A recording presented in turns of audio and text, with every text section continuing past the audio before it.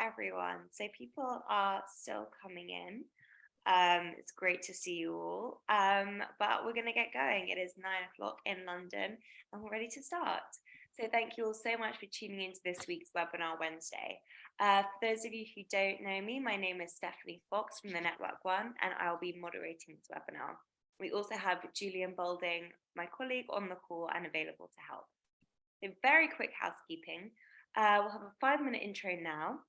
Then our speaker, Chris Savage, will speak for about 35 minutes.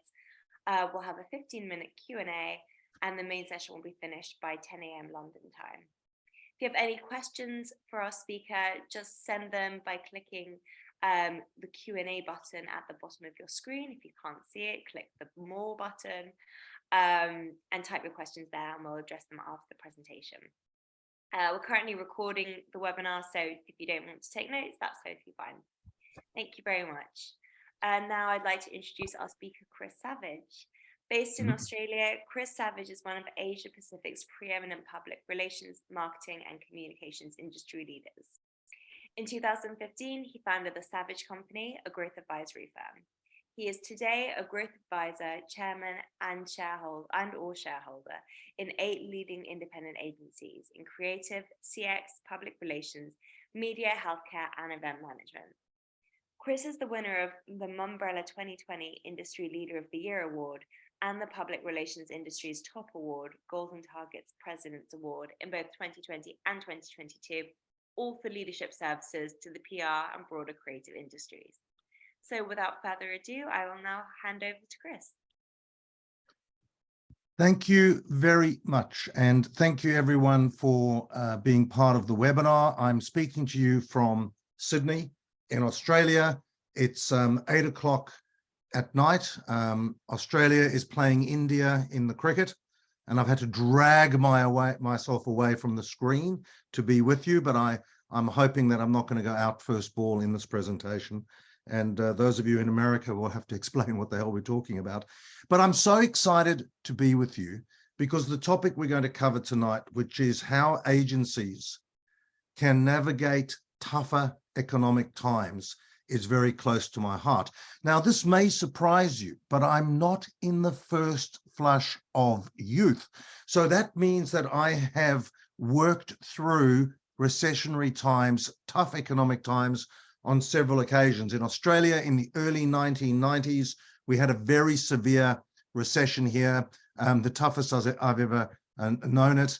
Obviously, the early 2000s, the tech bubble burst, really hit us hard. 2008, the global economic crisis. COVID, same deal that all you guys have been through as well. And then right now, we're going into it again. And we're expecting a recession, a statistical recession in Australia later this year.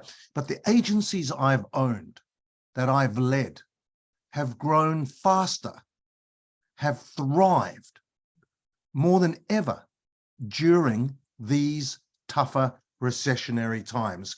And it's the lessons that I've learned through what did we do in those times? How did we behave? How did we show up during these times that I'm going to share with you tonight? Now, frankly, when COVID hit in our market and we went into lockdown and we were all in shock, one of the first things I did was package up all my knowledge in how to navigate tougher times and shared it with the whole industry, doing hundreds of presentations for agencies and really try to help the industry here navigate through these, first in a lifetime circumstances. And I've been able to use some of that with my presentation today as well. So I'm going to start with a little story and then I'll flick onto some slides. The slides are really just speaker notes. I'd rather just talk with you like this, but we'll go through the slides and I'll be a little square in the corner. But the story's this, about 15 years ago, I was asked by I was running at that time a group in Australia that now is WPP. In those days, it was called STW. We were $1 billion business listed on the Australian Stock Exchange. We had 80 different agencies in our group. And one of them said to me, "Hey, Chris, will you go out and speak to my client, the marketing team at Kellogg's? They've got their a meeting. Will you go do them a bit of a rah-rah talk?" I said, sure. And I went out there and I arrived at 8 in the morning and there were 300 people there. And I went, "Oh no." I said, what's that? They said, "Oh, you're our monthly motivational speaker." I said, Well, no, hang on a second. I'm a second-rate failed PR guy. Who was your speaker last month? They said the Iron Man, Trevor Hendy. Now, in Australia, a big sport here, I'm not sure what you call it in your parts of the world, is the Iron Man competition. The guys on the beach in the little swimmers with little hats on, and they do kayaking and they run along the beach and they do all that kind of thing, right? That's the Iron Man. And Trevor Hendy was an all-time Australian iconic champion. And I said to them, well, what did Trevor Hendy say to you? I'll never forget what Trevor Hendy said to them that day. He said, when I turn up to an Ironman event, I don't care if the wind is howling from the south. When I turn up to an Ironman event, it doesn't matter to me if the waves are crashing from the left.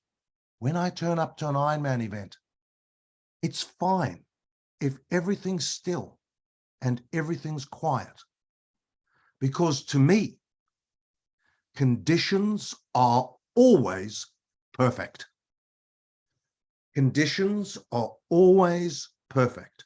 We are heading into tougher economic times. Some markets are feeling it more than others. In Australia, we're feeling it, and our clients are tightening. Our clients are retrenching. Our clients are moving from one role to the other. Our clients are being very, very, very slow in approving budgets. And when our budgets are approved, our clients are approving short-term for 6 weeks, for 3 months. They're not committing long-term. It's hard. Conditions are always perfect. If you do the right things in the right way, with the right people at the right time, you can navigate through this time, grab market share, whack your competitors on the nose, and have a thriving business. It's not easy. It's not going to happen to everyone, but there's a chance. And we just got to get into the mindset. Things are tough. And I know as agency leaders, I've had my own agencies. I used to be 6'6" in a Hugo Boss model with a ponytail down to my butt. Look at me now, right? Because I have run agencies and I know the pressure that you're under. I know the stresses, but conditions are always perfect. And that's my number one message for you today. The conditions are perfect to thrive. So I'm going to share with you 5 or 6 ideas. And some of these you'll know, and you'll say, hey, I know that. Some of them you'll know, but you would have forgotten. And you go, oh, yeah, that's right. I should be doing more of that. And some of them might be new ideas.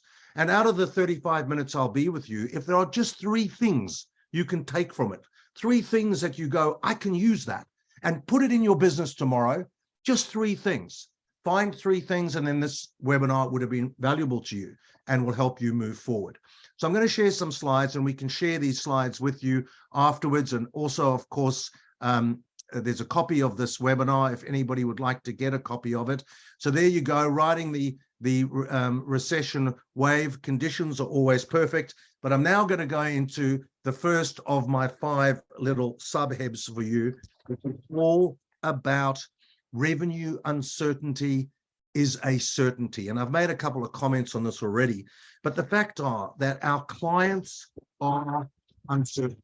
Our clients are nervous. Our clients don't know what's going to happen. In Australia, we've had a real blowout in interest rates. They've gone from sort of, I don't know if this has happened to you, but they've gone through the roof. Not only the property prices have crashed, so people like me that 2 years ago bought a holiday home, completely leveraged holiday home, are now in trouble, and we have to work out how we can afford to keep it. But basically, it's created massive uncertainty. But in our market, we're only seeing it at this stage in terms of consumer spend. The head of one of the big liquor stores said to me, wine over $35 a bottle is selling fine. No change to sales. Wine under $12 a bottle, we can't sell it anymore. It's people at the lower ends of the economic spectrum who have been hit by interest rates. Their spare cash is going in to pay their mortgages and protect their homes, and they're not spending anymore. All that money's come out of the market. At the lower end of the market, the guys with money have still got money, but at the lower end of the market, and that's where it's really going to impact in consumer spend and discretionary spend. So clients are uncertain. The revenue outlook is uncertain. So what does that mean in terms of how we as agencies need to show up? This part of my presentation is the most esoteric. The next part of my presentation is very practical and very, I think, easily understandable. But I do think it's a mindset as well. Revenue uncertainty is the certainty. So we need to be agile. We need to be agile in the way we work with our clients, agile in the way that we respond to what's happening in their business. Agile. One of the points I'll make later is that, never try to sell something to a client that they no longer want. And we need to be very alert to this. So if they briefed us on blue a month ago, but now things have changed in the organization. They've had to withdraw a product, and a product launch has been delayed, and they're under pressure. And actually, all they're really thinking about now is red. Don't go and try and sell them the answer to blue, because they don't care about blue anymore. So we need to be agile to make sure that we're keeping up with what's happening within our clients' organizations. We need to have what I like to call a plan ahead team. I take in crisis management, when you're dealing with a crisis, a good crisis manager will always have a separate team thinking about what can go wrong next. How can this crisis escalate? So I've got in my agencies people thinking about what do we need to do next with our people, our product, our processes, our pleasing. And pleasing is all about super pleasing, keeping and growing existing clients. And I'm going to talk about them more in a moment, because they are the salvation to our future during tougher times. Existing clients, love the one you want. I'm thinking about pipeline. Are we chasing the right kind of business? I'm thinking about proactivity. And as agencies, as leaders, we need to be proactive, but proactive is meaningless unless it's relevant proactivity with clients. And if you're working with a client and you want to be proactive, make sure that your proactivity is related to the brief you're working on or the project you're working on. That's where the power is. Take them those proactive ideas with the charter you've got. If you're working on this charter, don't go bring them a proactive idea about something over here. They're not really interested. They want to know, how can you extend in the brief that they've already given you? Okay, do think about quarterly sprints. And in tough times, I always have run my businesses, or the 8 agencies that I'm chairman and shareholder of. They represent, they're not big agencies, average revenue size, about 6-7 million pounds, 10 million US. You put them together, though, it's about a $50-60 million agency making $10-12 million profit. So it's got a little bit of scale there. But with all of them, I say to them, run the business in 90-day sprints, right? And everything you're doing, whether it is thinking about how to delight and grow existing clients, whether it's about building your culture, whether it's about driving a pipeline process, whether it's about building your profile as differentiated and special, do it in 90-day sprints. Go hard for 90 days and then pause, start again. What do we do next for the 90 days? What's happening in the market? One of the things we're seeing in Australia, and maybe this is true in your markets, there are some sectors that are booming. Travel and tourism in Australia is going through the roof. You can't get on an airplane to Europe. They're fully booked for 5 months. And it costs you 5,000 US to go economy class to London and back. It's crazy, right? That sector's booming. But another sector, say in retail, in discretionary apparel retail, they'll be hurting. So again, think about, be agile in your quarterly sprints around which sectors to target. Where's the money? Go where the money is. Okay, so the second thing I want to talk about is that clients will be ROI obsessed, return on investment, or I like to refer to it sometimes as return on ideas. They're going to be very obsessed about, are they getting value for money? And during tough times, and I've had a couple of agencies that have really been taken by surprise by their clients, they are watching us more closely than ever before. They're thinking about whether we are the right agency for them, whether we are worthy, whether we are delivering the right outcome, whether we care about their money as much as they care about their money. And I'll touch on that in a moment as well. So they're going to be ROI obsessed, and recessions will see every dollar they spend put through what I call the value ringer. So some of the things that we need to do to show them that we understand how important it is to deliver maximum impact and maximum return from their dollars is we need to speak their language. And I say to the guys in the agencies I work with, we need to understand the language they use. What's their vernacular? What's their vocabulary? What are the KPIs that they are judged by? You know, we need to cast what we do to them in their language. So if you're working with an auto client and the CMO is absolutely obsessed about the sales funnel, everything we do, we should be saying back to the CMO how it's adding momentum, robustness, and value to the sales funnel. When he says, how's things going? You say, good, you know, there's 3 things we're working on that are going to make an impact on that sales funnel in New South Wales, an impact on that sales funnel in the south of England, wherever you are, right? Because that's the language that they live and breathe. And we need to show that we are sharply attuned to their language. We need to speak their language. You know, effectiveness is the name of the game at this time. We need to obsess about their results. We got to put our results in the frame of the commercial outcomes that are important to them. We've got to be asking continually, how are sales? Keep probing what's working, what's not. Bring them competitor insight. Show them that we're looking around corners for them. Show them that we're sweating what they're sweating. Very, very important.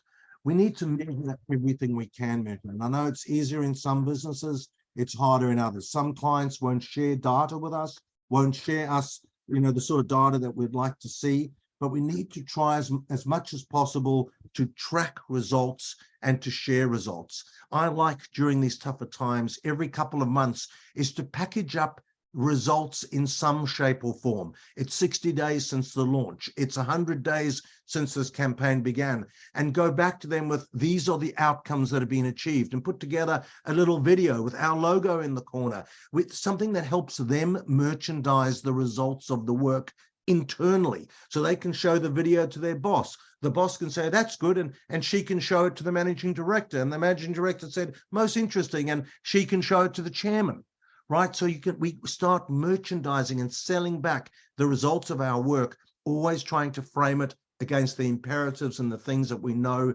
they care about. Okay, we do need to think about and expect vicious price competition as clients de-risk spend. And it's madness, but I'm seeing this in Australia. I'm seeing that price cutting, and you know, the clients themselves are constantly putting our costs under the cosh. They want to get more for less, and they are seriously risk averse. And our competitors can be desperate. They will undercut. So what do we need to do in the light of that sort of scenario? Well, I would say, first of all, we need to look at ways to de-risk our agency. And we've got to become easier to use. Propose short-term projects. You know, it's so much harder selling in I'll use numbers that might be out of whack for your market, but let's say a 300,000 3-month initiative. But if you can say, hey, the full initiative's 300, but let's start on phase 1. It's a $75,000 kickoff phase. What we'll achieve is A, B, and C, and it's just sell it to them in bite-sized pieces. I'm finding I found, and I find again today, that during these tougher times, I mentioned it earlier, clients are making short-term decisions. They're not committing to long-term campaigns. So we need to sell them things that are easier to buy. You know, there's an agency in the US, and it might be in your neck of the woods as well. They've just launched in Australia last week. They're called Huge. You might know them, actually headed by an Australian, funnily enough. And I did like a little bit of their narrative when they launched. They talk about, firstly, I like their strapline, and we'll talk about differentiation in a moment as well. But their strapline was creative growth accelerators. And I quite like that, because clients are having meetings late at night, their sweat popping off their brow about growth and being innovative about growth and accelerating growth. And so when they see this agency's about creative growth accelerators, they might say, hey, let's go take another look. But that's not why I share the story with you. What I liked about their narrative, and I don't know how true it is or whatever, I liked the narrative, was that they talked about creative growth accelerators. They talked about 3 ways that they approach a client and work with a client to discover the opportunities where they can accelerate growth. and then they have a range of products all at a fixed price. They never talk to clients about head hours. They never negotiate their fees, apparently, according to their spin in the trade press, because they have fixed price products, and the client will buy these fixed price products. And it changed that whole narrative away from the head hour narrative, which I guess some of you would be using with your clients, and we use with our clients here, and you know the slippery slope and how tricky that can be. So I think that's something we need to look at. It de-risks using your agency as well. You commit to 2 fixed price products, and you look at the value you get out of those before you go a step further and implement another potentially fixed price product. Now, my next point's a little bit controversial. I've run agencies and I know how much I love these things, and I'm going to say that we need to tamper with them, and you'll think I'm mad, and I understand, but some of you will go, I agree, and some of you will go off with his head. But what I'm going to say is run towards the retainer fire. So what I mean here is some agencies will have clients on retainers. As an agency owner, I know I like retainers. If we can make sure that it's a retainer is not a all-you-can-eat buffet, and the client is Homer Simpson at the buffet, right? So long as it's not happening like that, and it is a fixed price menu for your retainer, you're getting an entree, a main, a cheese platter, and 1 glass of wine. So if you ask for a salad, that's going to be extra, right? Still, in good times, you like retainers because it gives you certainty of revenue. But in tough times, the CFO is looking through their financial spreadsheet, looking for constantly reoccurring lines that they can put a blue line through. And a retainer stands out. And what I like to do is I like to go to clients, and let's say they're spending $30,000 a month with my agency, and I like to say to them, hey, we know that you need more for less. We know we need to be tighter. So what we're going to propose to you is we lower for the next 6 months our retainer to $21,000 a month. So it's almost a third down, but we will limit the scope a bit, and we're going to work on efficiencies. And of course, over and above, we will need project fees. So it enables your client to say to the CFO, good news, Michelle, I've reduced agency retainer by 30%. High five, we don't have to worry about that. And you escape the blue line. And then through being agile and by working, focusing on their narrative and the things that they care about and being relevantly proactive, we win over enough projects, and in the end, you get more than the retainer ever was. So I like to do that, but I know that not everybody will. And obviously every circumstance is different, and you need to do what works for you. If you don't agree with stuff I'm saying, never think about it again, okay? If I was right on everything I said, I say I'd be relaxing in my Bastide in the French Riviera growing grapes, and I'm not. I'm still here in Sydney working hard because I know this works, but not everything works all the time.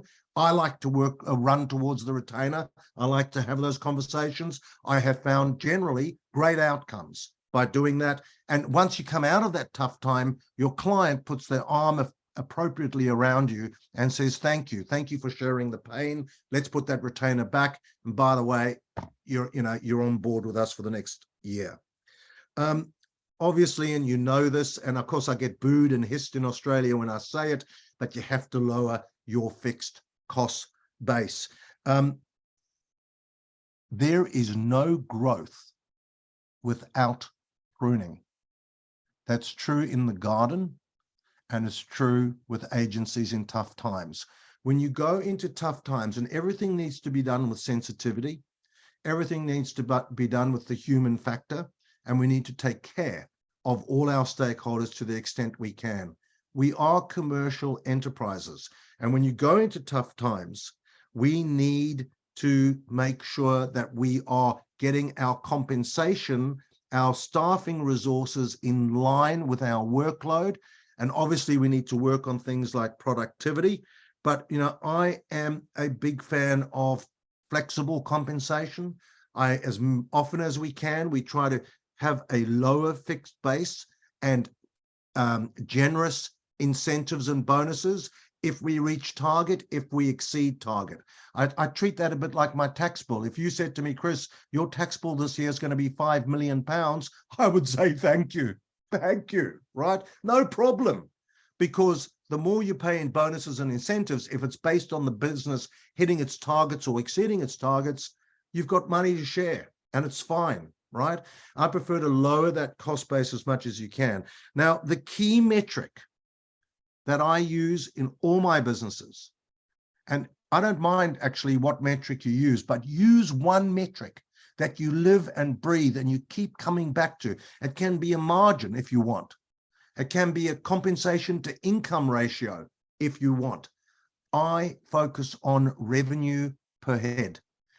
And the revenue per head I use in all my businesses, whether they're creative agencies, CX digital agencies, PR firms, event companies, what else have I got? They all seem to be, healthcare creative agency and others, is I use in Australian dollars, and I'll give you US in a moment, $200,000 per full-time equivalent.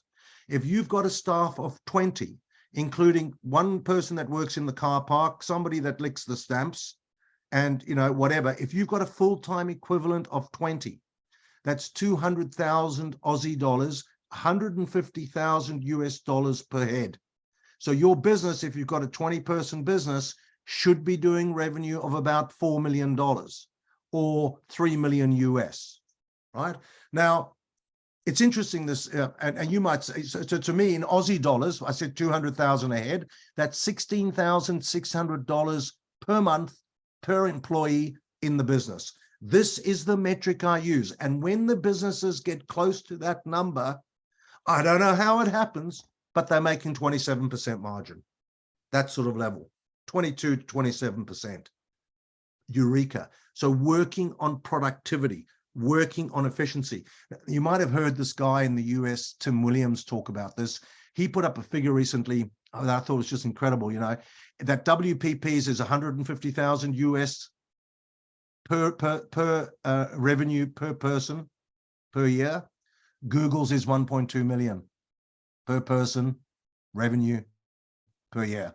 And that's just like, God, we're in the wrong business, right? We're in a tough business. So do think about lowering your cost base and really working on your productivity, which I'll touch on in a moment. We need to build a brilliant freelancer bench. And during tough times, and I know you know this, but I wanted to remind you, if I may, you need that brilliant freelancer bench, where you need to renegotiate your deals with freelancers. We're finding in Australia, our massive talent crisis is easing very quickly at the moment because people are being made redundant. People are cutting back. Clients are cutting back, right? Salesforce just lost 20% of their staff in Australia. Amazon similarly, and Google coming next, also doing it, right? And agencies are doing it too. So there's a little bit of relief in terms of talent, and salaries are just easing a little bit at the moment. Use a freelancer bench. Negotiate hard with freelancers. Make sure you're able to turn them on and turn them off. So if you bring a freelancer on, you need a clause in that contract that says, if the project stalls or the project stops, we can turn it off. Okay, so these are obviously where most of your costs are, and we need to just lean into being a little bit tougher in some of these considerations, and also measure real-time productivity. I know that you do it. Some of the agencies I work with say they want to get away from timesheets and tracking people's billability. I think I don't like it. If they're making the right margin, I don't care. If they're happy and thriving and everyone's happy, great.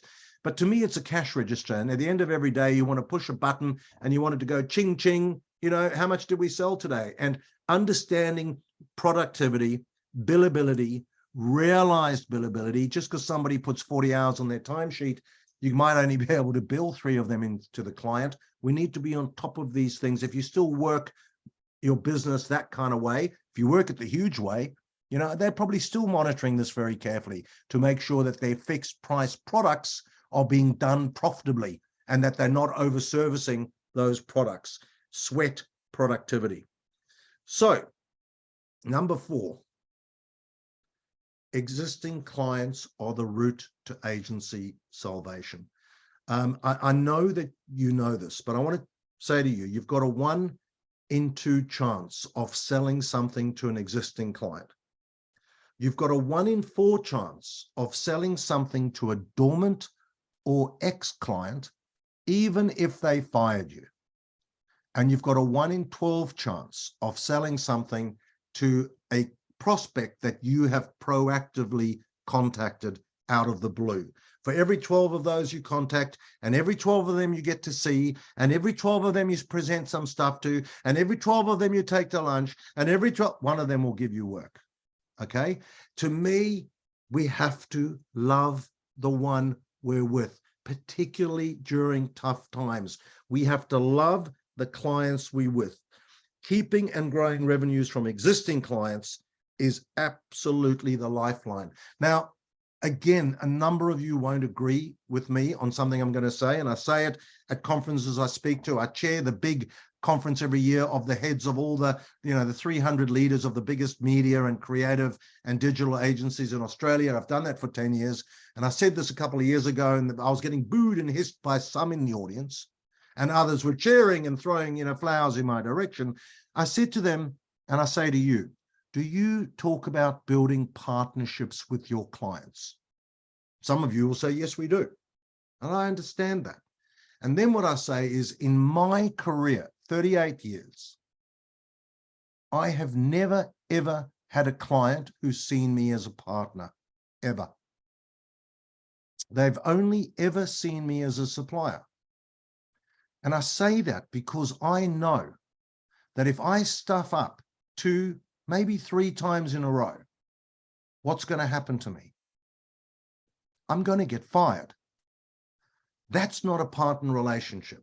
I apparently stuff up 7 times every morning before I leave my house, but I'm in a partnership and there's more at stake. There's real thing. Now, we can talk to clients about partnerships, but don't fool yourself. We are a supplier. And if we screw up 2 or 3 times in a row, we're out. What we need to become is our clients' most valuable, most indispensable supplier. That we're so valuable that they won't want to lose us. They can't lose us. But don't fool yourself to say we've got this deep, enduring partnership. In fact, funny enough, one of the people that objected had a relationship with a biscuit manufacturer here called Arnott's, or Campbell Soup Company owned. And the client was there as well. And they both said, we disagree. We have a deep partnership. And I said, great. 3 months later, the agency got fired. Right? And it happens. We know, right? And I know some of you have got great relationships. I have wonderful relationships with some clients that have gone on for 20 years, but I've become a trusted advisor. I've become indispensable, but I'm still a supplier and I never count my chickens. But focus on existing clients. And here are some of the things that we can do. We've got to become obsessed about our clients. We've got to know their business. 95% of the reason why clients stop working with us is because they don't think we understand their business anymore. We used to, in the early days when we first fell in love with each other, and everything was so bright and the birds tweeted and we understood and we cared. And then people left on our team and other people came in, and then the senior people got promoted and started getting busy on other things. And eventually our account team didn't know their business. And before we know it, we're replaced. We need to understand their business. We need to be very focused on gritty commercial outcomes, understand their narrative. I mentioned that earlier, proving our ROI. I like to narrow my services to a client and go deeper, to do fewer things better. I've just spent 4 days working with a big pharmacy client of mine where I've narrowed my services to just be the issues management guy and message training guy. And that's what I do. And I'm doing more and more of it there. In terms of some of the things I do in my own public relations practice, corporate advisory practice that I have with my clients. So we need to keep up with our clients' business. What's the trends? What's happening? What's the scuttlebutt, right? And is their business thriving? What are the issues? How can we stay very, very close to our clients? Remember, even small clients can grow, particularly during tough times, if you're the guys delivering the most value. And when I say guys, I mean girls and boys, obviously. Look for new work that counts. And what I mean here, and it's a mindset. Don't look for money. Don't have a mindset, where can I find money? Where can I find budgets? Have a mindset of, where is there a problem I can solve? Where can I add value to this client? Where can I help accelerate a growth opportunity. Look for the work and where you can add value. And that should be what's focusing your narrative. And obviously the money will come, but it's a mindset thing. You know, oh, I can get 3,000 here. Oh, we can sell 20,000 there. No, hey, we can help that sales team get really effective with their messaging. Wow, we can really raise our profile through using a different sort of media mix in that market, whatever it might be. Look, guys, I've got about 10 minutes to go, and then I'll be ready for Q&A, if that's okay. Stay with me. I've got about 4 hours of content to get into the next 10 minutes, but we will get there. I'm kidding. We're right on track. Okay. Do drive it in 14-day sprints. I love with my existing clients to think about every 14 days. Obviously, we've got our eye on the medium-term goals, but what can we do in the next 14 hours? Where can we add a little bit of wow, a little bit of pop, a little bit of surprise? Where can we add a little bit of drama in the relationship? Drama grabs attention. Where can we, just add that extra bit of value so that we're talked about in the client corridors in a positive way, and they're talking about our agency. This is very important, my next point, and it really sums up my bumper sticker in the work I do. I say to my my agencies and my corporate clients and everything I do, they say, Chris, what do you bring to the party? And I say, I energize growth. That's what I do. I energize growth. Growth in leadership teams, growth in agency revenues and profitability, growth in profile, growth in relevance, growth in differentiation, growth in share price. I don't know how it is, but when I turn up, I energize growth. That's what I bring, right? And my point here is that as agencies, when we turn up with our clients in 2023 during tougher times, we need to be energizers. We need to be CEOs, Chief Energy Officers. I'm not talking about being crazy, wild people. I'm saying that we need to be the people that have optimism, that give them hope, that put a little spring into their step, that when they've finished a meeting with us or a Zoom or a phone call, their hearts are beating a little bit faster and their spirits have lifted a little bit, because we are can-do people. We're looking for solutions. We've got ideas. We're thinking one step ahead. We're showing them a light at the end of the tunnel. And it's so super important that we, at the right tone and manner, not overdoing it, but that we bring that kind of energy to our clients, because if you do, they'll want you in the room more. You know, those sort of people that do it for you, that when you come out of their company, you feel a little bit better. You feel a bit better about yourself. You feel the future's a little bit brighter, and you feel a little bit more confident. Clients buy confidence. I heard this the other day on the Two Bob podcast. You should listen to it if you don't. The Two Bobs, number 2, BOBS, absolutely brilliant podcast for our industry. And they said clients buy confidence, and that's what we're selling. We're selling confidence.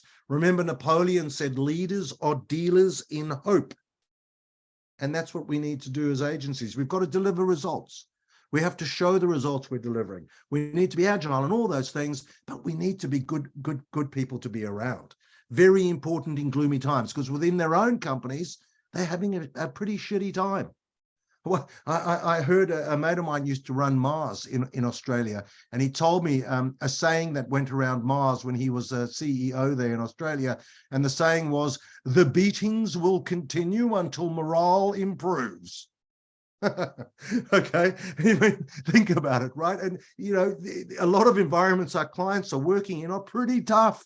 Orders are coming in from head office, things are being cut, you know, it's crazy. So we need to be giving them a little bit of hope and optimism. Okay, do become feedback junkies. I mean, I don't know, do you like getting feedback? Well, maybe some of you are like me. I like feedback so long as it's positive. And if it's not positive, I reject it out of hand, and then I get angry, then I get a bit depressed, and then I get resentful. And finally, eventually, I get resentful. I get revengeful. And the way that I get revengeful is I try and fix the issue so the person can never say it about me again. And the next time I see them, I give them a big hug and I say, thank you for having the courage to tell me that. Don't wait for my next review. Don't be like me. With clients, we need to be feedback junkies. Make sure that you're going to them for feedback regularly. And this is so critical during tougher times. Now, the way I like to do it is I've developed a very simple 8-9 questions.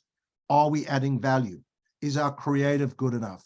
Are we on time, on budget? Is our quality tough questions? Are we in sync with your, and then I ask them to grade it, green, amber, red. And on each of my key clients, every 3 months, I ask my agencies for someone who's not involved on the account to go to the senior clients and to talk to them and ask them, how are we doing? Green, amber, red. You can't have somebody on the account go, because say I'm the guy working on the account and I've run the account, they're not going to say to me, hey, Chris, you know, you've been on the account for 5 years. We think it's time you did something else, but they will tell someone else. So you want to get that feedback, and then you want to go back to the office, and anything that's red, you've got to attack straight away and move it to amber or green.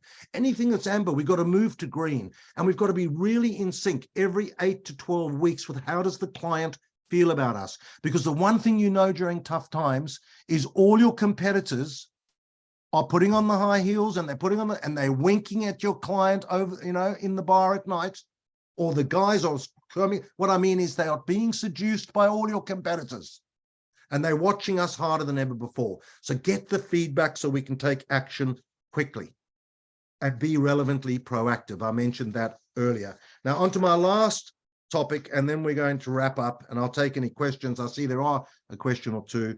You know, good things come to those that hustle, right? So we need to be better. We need to get better and be better. We basically, you know, I love the expression that Edward de Bono invented about a decade ago. He invented this word for today because the word doesn't exist. And I love it. I use it all the time. I used it today with people I was media training. I said it's EBNE, E-B-N-E. Excellent, but not enough. And that's our view, you know, things we do. Hey, what do you think of our presentation to the client? Excellent, but not enough. How can we sharpen it? How can we add 5%? We just need to be better as an agency. We need to double down on being more creative, more strategic. We need to double down on care. David Droga says care doesn't cost anything, but it's hard for clients to find. So we need to be better. Conditions are perfect for a land grab. There will be more pitches.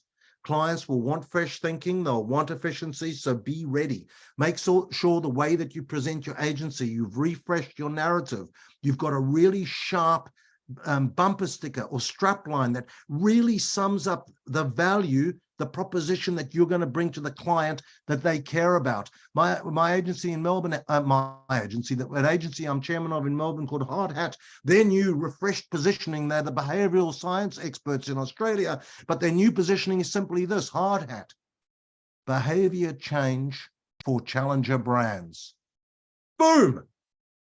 Absolutely immediately a client sees it. And even the big guys who don't want behavior to change because they dominate the market, they think that they want to think like a challenger, or in part of their business, a new part of their business, they want to behave like a challenger, and they're going to call this agency because you know what you're going to get. They've got the expertise and the models and the proven track record in changing behavior for challenger brands. That's strong. I like it. I didn't mind that creative growth accelerator either, because it was intriguing, and clients would say, we better go take a closer look at that. What's your strap line? That's of real relevance to me, the client, that I'm actually having meetings and getting memos about these issues. That is your key proposition. So be ready for that land grab. Be super selective with new business. Not every dollar is a good dollar.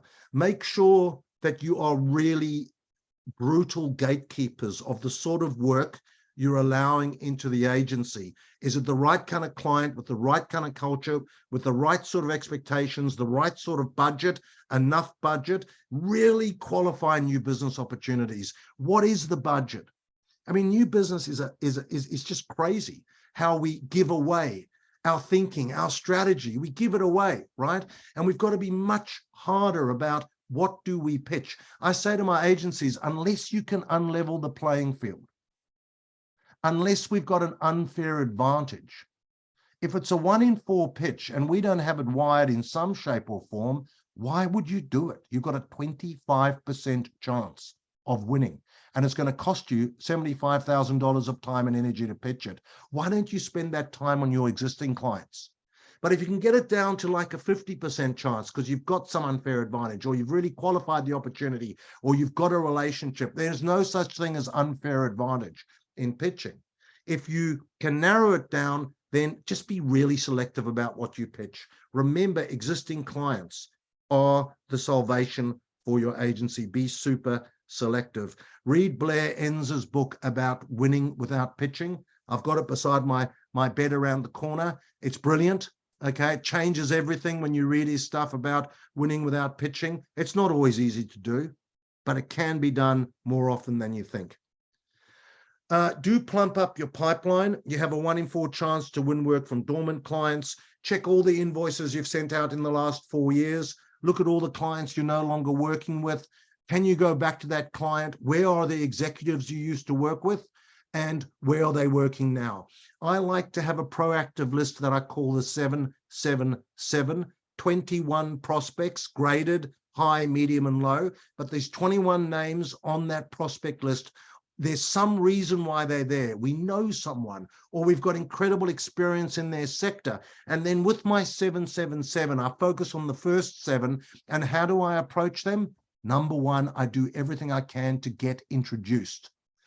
Try and get introduced to those those prospects. If one of their mates, a marketing director at another company, calls them and says, hey, you're going to get a call from a guy called Chris. I suggested he call you.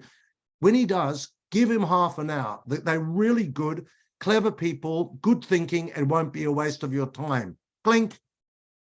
When I call, oh yeah, I was expecting your call. Come on in. Okay, you come in with a recommendation. You've got something of value to show them. You've got a chance. Okay, last couple of points. Do make small steps of progress in innovation. Come up with new things. Innovation doesn't mean you have to revolutionize things. All innovation is making small steps of progress. What can you do every month in the way you work, the way you pitch, the way you bill, the way you do invoices, the way you do documents, the way your offices look, the way you engage with clients? Little steps of new, and you do 12 of them over 12 months, and your agency is refreshed by 20%. Drive your profile. What I've learned during recessionary times, and I know this will shock you, marketing works. It does.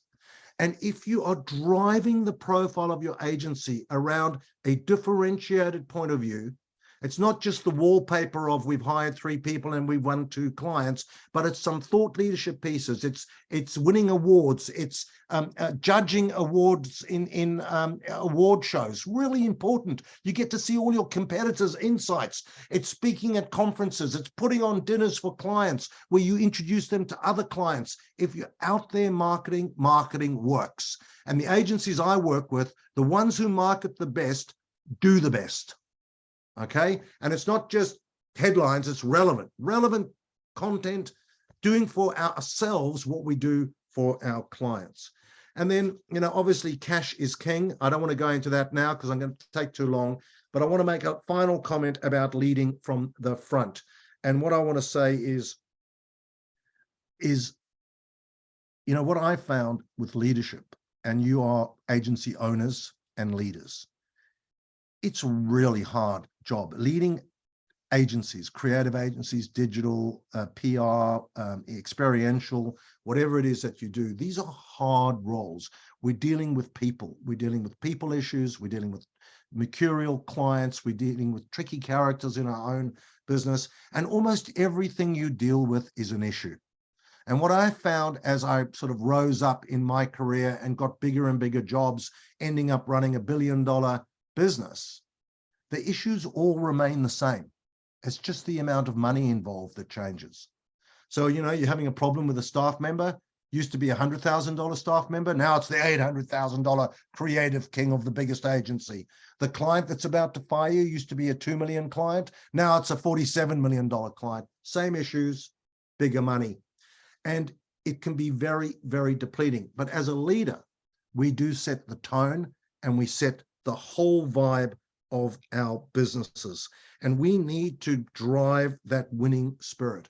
And I'd say to you that the greatest, two great tips for leadership that I'm a big fan of. One is, to me, the key to leadership is to take action. A leader is someone that knows what needs to be done and then gets up and gets it done. A leader is someone who knows where he or she needs to go and then gets started and goes that way. Hope is not a plan. You have to take action. Okay, and I'm a great fan of, I don't like Facebook, but I do like what they've got on their wall in their reception desk in San Francisco, a statement that says simply this: done is better than perfect. And that, as leaders in tough times, don't procrastinate, make decisions. Done is better than perfect. And the second thing I would say to you is I really encourage you to create a culture where people can speak to each other, where they can face reality, where they speak with candor being truth without malice, where they can share with each other and share with you the reality of what they're facing. So someone working on an account where they're expecting to build 20 grand for the month, there's 1 week to go, they've only billed 3 grand, and in the meeting, because you're going to do oh yeah, I'm going to get there. You don't want that. You want them to say to you, hey, I'm struggling. I don't think I'm going to get there. I need help. I need help to get to see that client or break down that barrier there. Make sure that people are telling the truth and speaking to you with candor. Okay, I've come to the end of my presentation. I said to you at the beginning that I know that you will know a lot of these things. Some of them you would have forgotten, and it'll be a good reminder. I'm hoping that there are 3 ideas in there that are of value to you. And if there are, then use them in your business and use them to thrive during these tougher times. Conditions are always perfect. I believe it. We have to evolve. We have to move quickly. But tough times can be really productive for agencies that are agile, that are sharp, that move quickly, that are very focused on client value, that manage the money hard, that are hard on their own business with heart, okay, in terms of getting their costs in line and getting their resources more flexible in the way that you work with them.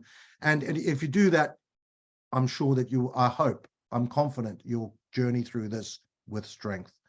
Thank you. Julian, I noticed there are some questions here. Do I just open them up and respond to them, or No, what's I'll direct them to you, don't worry. Okay. Okay, so I'm feeling very energized after that. That was fantastic. I'm gonna put some questions to you.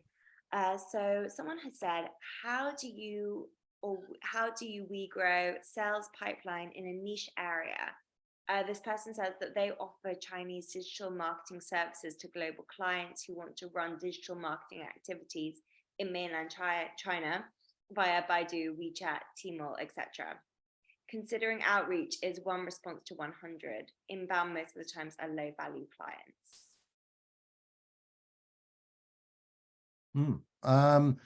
Well, my first comment is that I love businesses that I guess are niche, that are narrow. To me, the less sexy a business you're in, and the more complicated that business is in terms of execution, the higher your profits should be, because there are simply less competitors. That's why I love healthcare and creative healthcare agencies, because it's not sexy and it's complicated. So the competition is limited and not very good. And, I've sold 2 healthcare agencies that I've been chairman of in the last 6 months, in the last 2 years. So to answer the question though, I guess, to me, I would say you need to bait the hook, right? So, what is it, if you're very, very specialized, you will tend to find that your contact in a client organization is lower down in the organization. If you're a deeply social media agency, then your contact tends to be the social media manager. If you're really deep in research, that's where the way I do it is the way I do it for most of the businesses. How can you come up with some sort of insight, some sort of IP, some sort of 10-page thought leadership presentation based on some research that you can do, make 10 phone calls, read some articles, come up with a little bit of a package of insight, and go out to your contacts and your prospects and say, Give me 15 minutes to show you 5 key insights on how to grow your business in China using these channels. Give them something for nothing. So I would try to bait the hook, and through baiting the hook, try to get some sort of live time, whether it's by webinar or by Zoom or what have you, with your prospect, and see whether that doesn't get you more bites. It's a hard one. I don't think I've got the perfect answer, but I go back to what's always worked with any business. Bait the hook, give them something for nothing, try to be live, whether by video or better if you can, in a room, but video is fine. Tell your story, give them something for nothing, intrigue them and reel them in. Great, thank you. Another question from Haley from Vietnam. Haley says, can you elaborate more on plan ahead team? Agencies normally work quite reactively since we can get an RFP or request anytime and we have to act according to client or / potential client timelines. Any advice for planning ahead? Yes. So the first thing I always like to do in tough times is not the first thing, in terms of planning ahead. One of the things I like to do is I like to pretend I'm starting a business in Ho Chi Minh City, and my number one job is to put you out of business, to put me out of business. I'm starting an agency to put me out of business. And I brainstorm what are the things that I could do to me that would be most damaging to my business. We know what they are. If I could hire Susie away, that would put the Unilever account in massive jeopardy. So I'd hire Susie. If I could, and I'd come up with the 5 or 6 biggest vulnerabilities about me, and then I'd change gear and be me again. And I'd think about, okay, I've got to lock Susie in and I need to start having a succession plan. Okay, so I think about my biggest vulnerabilities and I plan for those. I call it a putting myself out of business session. Think about those things, what you can do about them. Then I look at the P's, and there are, anywhere between 6 P's to 10 P's. The first P, people. So I look at who are my key people. Have I got them locked in? What is the vulnerability if I lost Wendy or lost Michelle or lost George? And I'll plan, how would I replace? So I'm thinking ahead about what I need to do to lock people in, what I would do if I lost certain people. So that's a plan ahead. And I might be talking to my recruiters to start lining up a bit of a talent pipeline for a developer or for a crisis manager or wherever I think I might be vulnerable if I lose someone. Then I think about my clients and I think about who are my key clients. Am I doing enough? What's happening with these clients in 6 months' time? Are the executive that we're working with, they've transferred to Vietnam for 3 years, and in 6 months' time, they're going to go back to Basel in Switzerland. But the deputy marketing director might take over, and we don't know them well enough. So I'm thinking ahead about the clients, what's happening within the client organization, how they're spending money in Europe or in the US. Are we ready to spend money that way? I'm thinking ahead about my clients. Then I'm thinking ahead about profile, pipeline, process, products. Have I got the right product suite? Should we develop some new products that might be right in, getting sales forces? Like if you were working in healthcare during COVID and suddenly your sales reps couldn't go into the doctor's surgeries to sell, so they've got to completely revolutionize the way that they sell to GPs, doctors, and healthcare specialists, then we can develop a suite of products that we write for them in 3 months' time, right? So that's what I'm saying. Look at the P's. The P's are people, product, pipeline, profile, process, performance, proactivity, and what I like to call fearless leadership. But fearless is spelled with a P, P-H, fearless leadership. Look at these and think about what you need to do in 3 to 4 months' time. Are you ready for changing circumstances? Thank you so much. Right, we're almost at the top of the hour, so I'm gonna have to finish the Q&A there. If you didn't have a chance to ask Chris your question, you can email Chris at Chris, CHRIS, at thesavageco, so that's THESAVAGECO.com. Thank you so much, Chris, that fantastic webinar. And thank you all for coming. One quick thing, if I may. Sure. Just want to say, Julian, how much I'm looking forward to the conference in Singapore in April. I know you've got your agency conference there that day, and I'm hoping to see a lot of people on the call attending that conference because it's going to be outstanding, and I'm looking forward to seeing you there. Thanks, Chris. I'd just say to you and to everybody, indiesummit.net. Steph put it in the thing. That is the place to find it because the tickets are selling out quite fast and we probably will be sold out within the next week or two. So please do have a look. And if you'd like to come, it's 2 days of outstanding, usable, ROI qualified comment to help independent agency leaders run their businesses more successfully. That's what it's all about. So we'd love to see you there, and Chris will be there, and you can meet him in person, which is always a pleasure. We're looking forward to.